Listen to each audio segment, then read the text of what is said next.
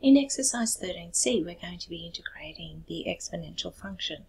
Now, in terms of comparison to previous integration questions, this type is really quite straightforward because you actually see the integral of e to the x. So the question looks something like this with respect to x. Now, because we know when we differentiate e to the x, you get e to the x, and we also know that integration is the reverse of differentiating. So this is basically saying, what did I differentiate to get e to the x? We know it would be e to the x, and obviously there could have been a constant. Although you're seeing powers, the common mistake we see is that students want to use the process of adding 1 to the index. So no adding 1 to the index. So do not add 1 to the index. That's the shortcut for straight out polynomial functions. That's when x is in the base spot and you've got a power.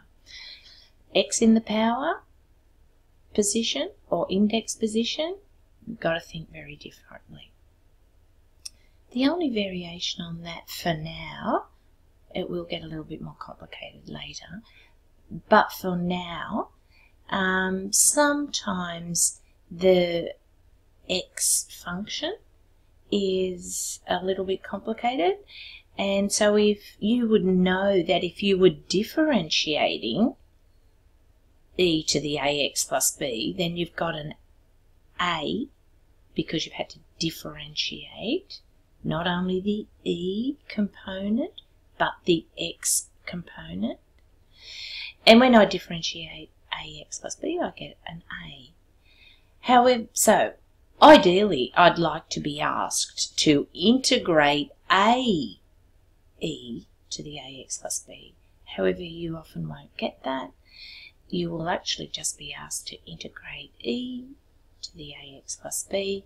You'll need to introduce the 1 on a, so that it eliminates this a here, this a. Okay, I'll do a few examples for you, and then you should be right to do this exercise. So let's have a look at the first example. The integral of e to the 3x plus 2. That's exactly the situation I was just talking about, where ideally we would have liked a 3e to the 3x plus 2. However, we didn't have the 3. If the 3 didn't occur here, there must have been a 1/3 to cancel it out. So we have to introduce that 1/3 e to the 3x plus 2, obviously, plus c. The integral of 1 minus x plus e to the x dx. Now, you don't have to do this. You don't actually have to set it out like this. But we know that the integral of individual the integral of something like that is the same as the integral of each individual term. So we could think of it like the integral of 1 minus the integral of x plus the integral of e to the x. So all we're thinking about here is the integral of 1. What was differentiated to give 1 we know was x. Subtract what was integrated. Oh, here we can use our rule. Add 1 to the index, divide by the new index, because that's how we integrate x. However, the integral of e to the x we know is e to the x. And yes, there would have been constants on all of these, and we just collect them all up and just call it one constant, c. Here in example 3, it's a definite integral. So we've got some values to substitute. So we don't have c, but we do have to do the evaluating step. So the integral of e to the 5 minus 2x. Now we know it's going to look like this, from 2 to 3. What did this actually come from? Well, we know that it definitely included an e to the 5 minus 2x. But what we also would have liked, ideally, is to have had a -2 at the front. The -2 didn't occur, which tells us we need a -1 on 2.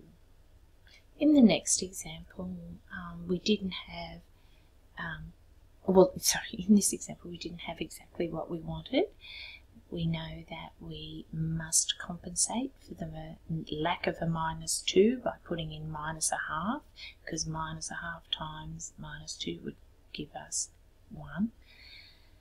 We want that from the limits from 2 to 3. So we've got -1/2, subbing in 3 for x, we get 5 minus 6. Subtract, which is the fundamental theorem of calculus. We sub the top one, subtract, sub the bottom one, and we've got a -1/2. And I encourage you to put in all these steps and give yourself plenty of space so that you can actually see that we end up with a negative and a negative. And e to the, subbing 2 into this spot, 5 minus 4 will be e to the 1. Where does this come from? Well, it's -1 on 2. E to the -1 is 1 on e. And we've got a plus sign next, 2 negatives.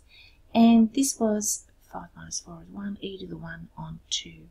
You might see that written with a common denominator of 2 to the e, so it would be -1, and to get 2 on e, we would need to multiply this by e on e, wouldn't we? And so we would get plus e squared on 2e. You may see it written like that, and I guess you could always possibly, you might see this as e squared minus 1 and recognise that as the difference of 2 squares, e plus 1, e minus 1, all over 2e. Now, any one of those variations there at the end would be quite acceptable. Just be aware of them in case of situations where the question was actually show or it was a multiple choice question.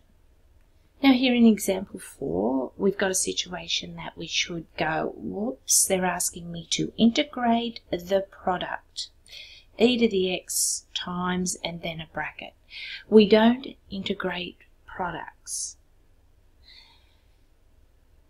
However, if we looked more closely at this, with a simple expansion of the bracket, we would remove the product concept. And so that's what we do.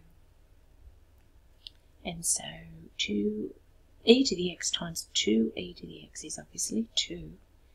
Multiplying these two, same base, we add the indices, and x plus x is 2x.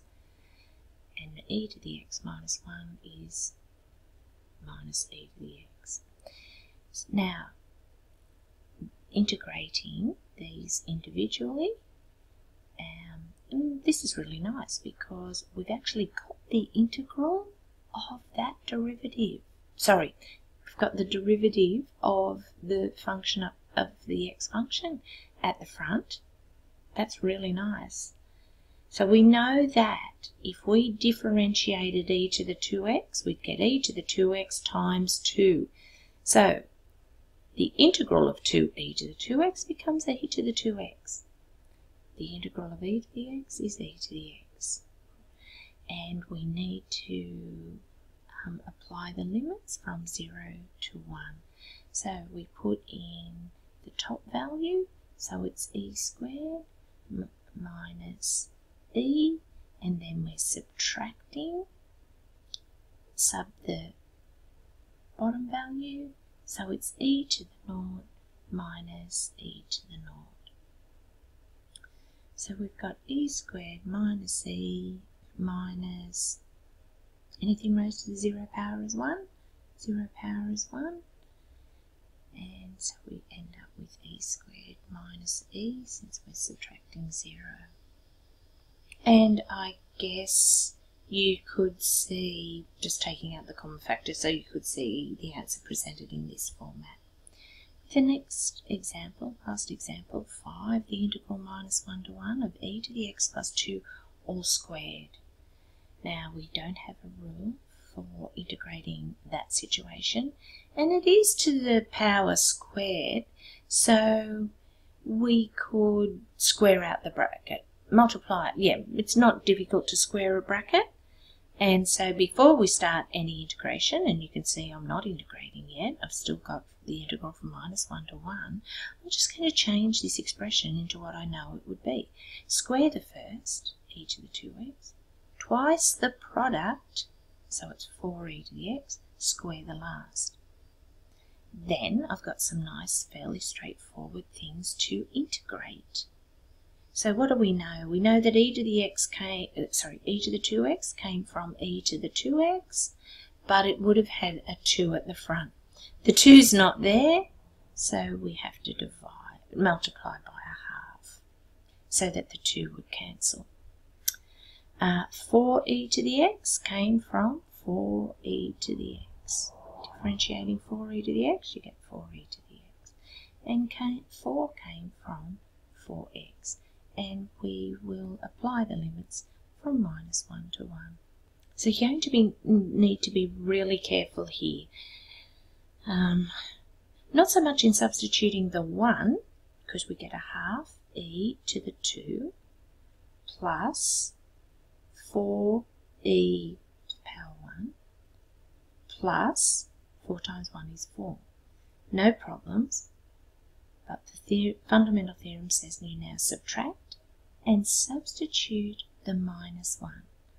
So substituting the -1, we'll have a half e to the -2 plus 4e to the -1, and substituting -1, you get -4. Now, lots of students will think that it's a +4 and a -4, but it's not, so there you have to be really careful. So I'm going to write it out again, e squared plus 4e plus 4 minus, and I will write this in its fraction form. So it's 1 over 2e squared. Remember, negative e to the -2 is 1 over e squared. A negative and a positive make a negative, and this is 4 over e. Make sure you get that 4 sitting in the numerator as opposed to that 2 in the denominator. The 4 is not being raised to the -1, it's only e being raised to the -1. And then we've got a negative and a negative make a positive 4. So in fact our constant is going to be 8. I think we would just write this as a half e squared, or is yeah, I'm going to write that as e squared on 2. Just because I'm focused for the moment on the e squared terms, I've gone to the other e squared term, which is this one. So it's -1 on 2e squared plus 4e that I got from here, and minus 4 on e and plus 8. Now you would go to your calculator and you're doing e squared on 2 and so on and so on. I'm hoping I've put that into the calculator correctly, and you can see there that I'm getting 21.0284696.